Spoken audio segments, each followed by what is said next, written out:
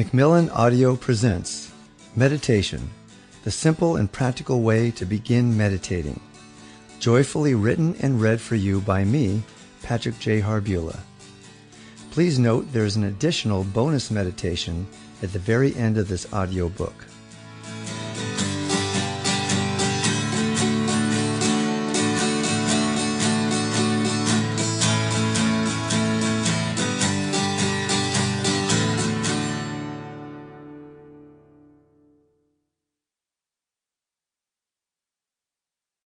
Chapter 1.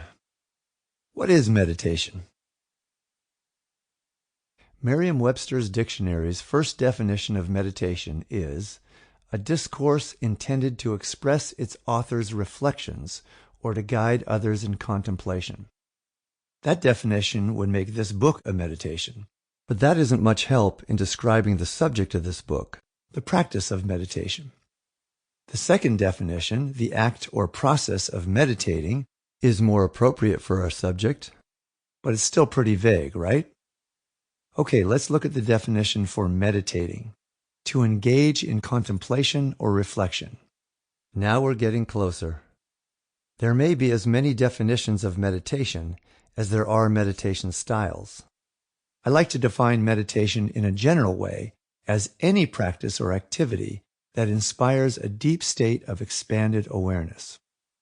With this definition, one can meditate while doing anything and everything. We don't have to have eyes closed to be in meditation. Walking meditation is a very common practice in the Buddhist tradition. In Vedic traditions, based on the ancient Vedic texts of India, the practice is to chant the name of God in the Sanskrit language throughout one's daily activities.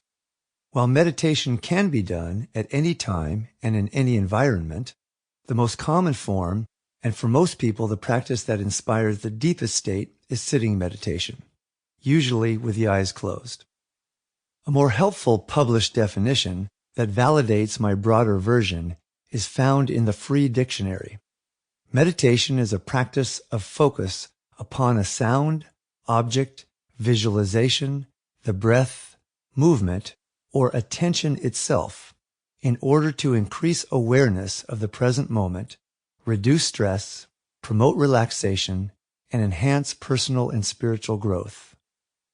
I would add to that definition to connect with or even surrender oneself into infinite light, love, and peace. To go beyond one's personal identification and be absorbed into the One. Sivananda Saraswati put it this way: meditation is the dissolution of thoughts into eternal awareness or pure consciousness without objectification, knowing without thinking, merging finitude with infinity. One might say that a goal of meditation is to shift identification from the personal self to the transpersonal self, to use a term from spiritual or transpersonal psychology. The essence of who we are beneath the level of personal identification has been called by many names: soul, Atma, higher self, Tao within, eternal self, Buddha nature, authentic self, inner wisdom, non-local self, expanded self. Each of these terms represents our infinite, indestructible nature.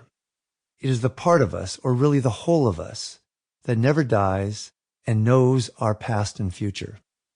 At the level of this identity, we are not separate individuals, we are all one. Virtually everyone who experiences deep meditation and who has communicated his or her findings shares this experience of touching their essence, soul, and true self. The point of meditation is not simply to sit and enjoy a relaxed or even altered state for the duration of the meditation, although that alone can be incentive enough in our busy lives. It is to transform consciousness over time, to ultimately have the awareness gained from inward exploration become a lasting part of daily experience.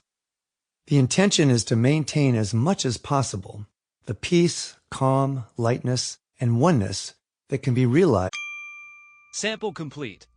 Ready to continue?